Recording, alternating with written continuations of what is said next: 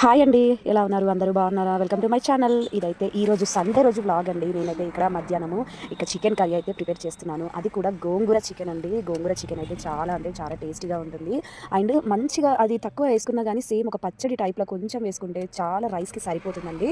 ఎంత బాగుంటుందంటే చాలా బాగుంటుంది. అంతకుముందు కూడా నేను ఒకసారి గోంగూర చికెన్ అయితే చేసినప్పుడు నేను మీకు వీడియోలో పంచుకున్నాను కదండి. చాలా మిస్ అయిపోయాను. దాన్ని అసలు వీడియో షూట్ చేశాను కానీ అది అక్కడ అసలు ఆ వీడియోస్ ఎక్కడ పోయాయో తెలియదని చెప్పేసి. కానీ ఈ రోజు అయితే ఇక నేనైతే మరలా దాన్ని అయితే ఫోన్ చాలా జాగ్రత్తగా వీడియోని అయితే తీసుకుంటూ ఇక మీకైతే అప్లోడ్ చేయడం జరుగుతుంది. అండ్ ఇదైతే నాకు అసలు ఫస్ట్ గోంగూర చికెన్ అంటే అసలు ఫస్ట్ నచ్చకపోతుంది. జస్ట్ గోంగూర లాగే తినాలనుకునేదాన్ని. ఈ చికెన్లో వేసుకోవడం ఎందుకు అని చెప్పేసి చాలా అంటే చాలా నాకు నచ్చకపోతుండే. బట్ మా ఫ్రెండ్ అయితే చెప్పిందండి, ఈ విధంగా చేసుకో చాలా బాగుంటుందని చెప్పేసి అన్నప్పుడు నేనైతే చేసుకోలేదు. కానీ తనే ఒకసారి అయితే నాకైతే చేసి చూయించింది. కానీ చాలా అంటే చాలా సూపర్గా ఉంది.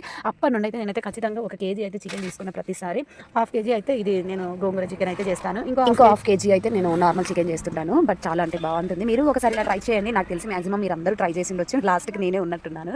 జస్ట్ ఏం లేదండి, నేనైతే కొంచెము గోంగూరను అయితే ఉడికించుకోవాలండి.